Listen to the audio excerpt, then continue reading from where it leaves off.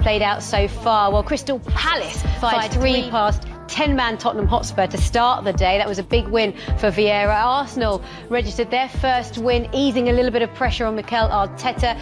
Brentford losing out to Brighton, who picked up 3 points on the road. Leicester City losing to Man City, but Man City have now made it 3 wins on the spin. But what about United beating Newcastle United? And it was 4-1 in the end, with Ronaldo's return making such an impact. He scored a brace in that one.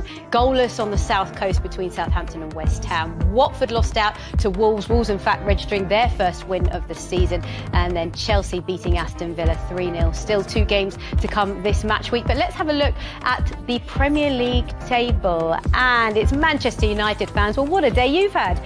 Top of the table, level on points with Chelsea. They're level on goal difference as well, but it's goals scored that puts Man United top. City and Brighton complete the top 4. Of course, we've still got Liverpool and Everton to play, and also Burnley and Leeds this game week. But let's have a look at the bottom half of the table. Norwich sit at the bottom. Arsenal are out of the bottom 3, and it's Norwich that are the only team to not have picked up any points from their opening 4 games. Right, after the break, we're now to reflect on the game. How did you think Chelsea performed overall? I mean, you mentioned before they weren't at their best, but it was almost like job done for them. No, I think they had another gear to find today, but that's a ruthless element to their game now they have, where if they can provide Lukaku with opportunities to score, he'll take them.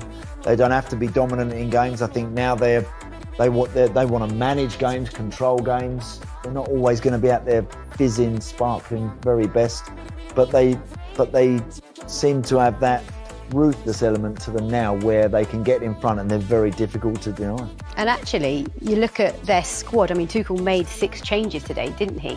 So he's got players to work with, and he seems to be bringing the best out of them as well. It's a powerful squad. It certainly is. I mean, there's a lot of players as well that were on the fringe of playing last season. I'm talking particularly in the defence that he's brought in, and all of a sudden they look world beaters. And Andy mentioned, you know, that they find a way, even though when they're not at the best. But when you don't concede goals like they don't, I mean, I think they've conceded about an average of half a goal per game under Tuchel. I mean, that's a really impressive stat. And if you don't concede goals, then you're going to be right up near the top of the table at the end. And then add to that somebody that scores goals for fun, and any types of goals. I mean, you can cross the ball. He's strong from crosses. You can now ping it into him and he can hold the ball up, he can turn, he can run at players, he can sprint in behind. He can virtually score any type of goal, and when you've got someone like that in your team, then they're match winners. Well, Michael, talk us through his first goal. How good was this? It was a brilliant goal from start to finish. Kovacic in the middle here, picking the ball up in his own third, but the composure, the confidence, breaks free of ball. I mean, it's an absolute brilliant ball, and we'll see it in a bit more detail. But then Lukaku, I mean, he obviously could have hit it with his left foot. It's his strong foot. He had the far corner, the near post, either of those to aim for. I would expect him to hit it hard and low into that far corner. But when you're confident, you always seem to make the right decision. And he makes the defender Twanzebe dive in, opens up the goal even more, makes the finish an even easy one. But Andy, as a midfield player, you've got to be loving that for a pass. That is a very, very special pass, that is. Again, from an underrated player, I think, Mateo Kovacic. I thought under Frank Lampard he played very well at times. Hasn't always been everybody's favourite at the bridge, but I thought today he was excellent. That pass splits that defence wide open, allows Lukaku, it gives him the decision then to either hit it first time or chop back as he does and finish it brilliantly. It's a stunning goal, very difficult to stop. When the best players play at speed like that, they play that accurately. It's very, very difficult to deny, and Villa couldn't do a lot about it. They couldn't, and you were just saying Kovacic was pretty impressive, and he was the one that scored the second goal. Again, look, he's not known for getting in these forward positions. Tyrone Mings here, 2 or 3 poor decisions, and then that back pass is well short. But again, Kovacic is onto it. He senses there might be something for him, and he finishes it well, Mo, as well. Yeah, he does. I mean, you just touched on Tyrone Mings. He doesn't at any stage look what's around him, and he turns and misses the ball and then leaves one short. I mean, it's poor defending from an international player. He made a couple of mistakes in that second half in particular, but Kovacic was ready to pounce, and pounce he did, and it was a beautiful finish as well. But pretty much, you know, when you score the goal so soon after half-time, that would have been a positive for Villa. Believe it or not, even though you're 1-0 down, it would have been a positive atmosphere there. Yep. We're creating chances, we can get back into this game. And then after 3 minutes, 4 minutes of the second half, it's all over. He does that, Tyrone Mings. He has his concentration. It's just a lapse in concentration. You can see the sort of guy he is. He's always committed and he wants others to do well around him. He's always encouraging people to stay on it, to keep concentrating, and then he lacks that himself at times. He does. He kind of dwells in situations and really poor decision and capitalised perfectly by Kovacic. Well, Lukaku wasn't happy to leave it at 2-0, was he? He wasn't. And just following on from what Andy says, look at Tyrone Mings' performance in this goal here. Look at him. He either needs to wipe that out, clear it out for a throw in, or stand on your feet. He gets beaten far too easily from Azpilicueta.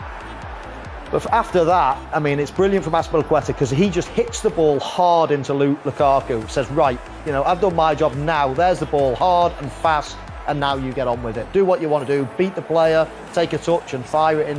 You know, his second touch is only average. This one with his right foot, and he's actually stuck under his foot. I can't believe he gets so much power from a ball that's almost stuck under his foot like that. Yeah, Jed Steer kind of doesn't quite get himself. I can't believe he gets so much power from a ball that's almost stuck under his foot like that. Yeah, Jed Steer kind of doesn't quite get himself in a position to maybe see that a little bit better. I mean, Lukaku doesn't even look. He's just, and I think that's the kind of zone you've been there. You know, the best strikers, they kind of just have this amazing ability to, even if it is stuck under his feet a little bit, to hit the target.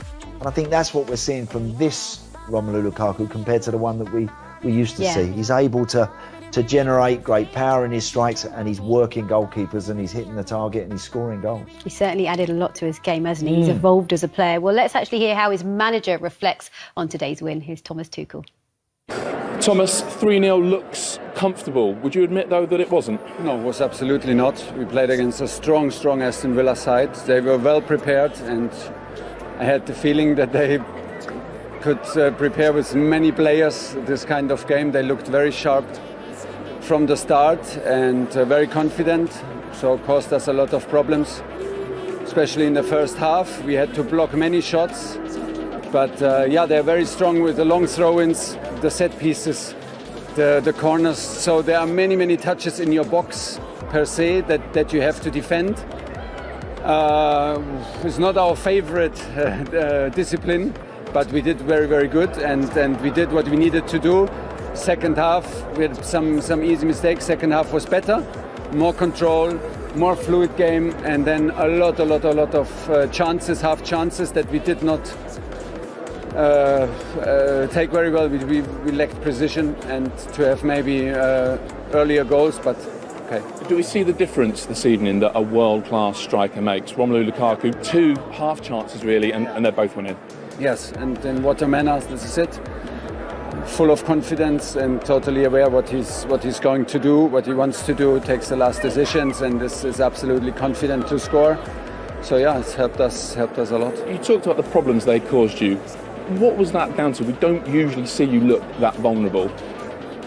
Yeah, I mean, we played with some guys, and in a new constellation, we could see that Saul had a bit of trouble to adapt to the intensity and our structure and style of play and the intensity of Premier League. Callum on the right side is not his favorite position, I know. So yeah, we were not on our highest level. We struggled a little bit from easy ball losses and early ball losses in the half, and could not keep the balls because they played very aggressive in the last line. They played a 3 against 3. If we had better first touches, if we had better movements, maybe we could have escaped earlier to have more chances first half. But credit to them, they did a very good match. Well, that man there deserves a lot of credit for where Chelsea are right now. We just saw the fixture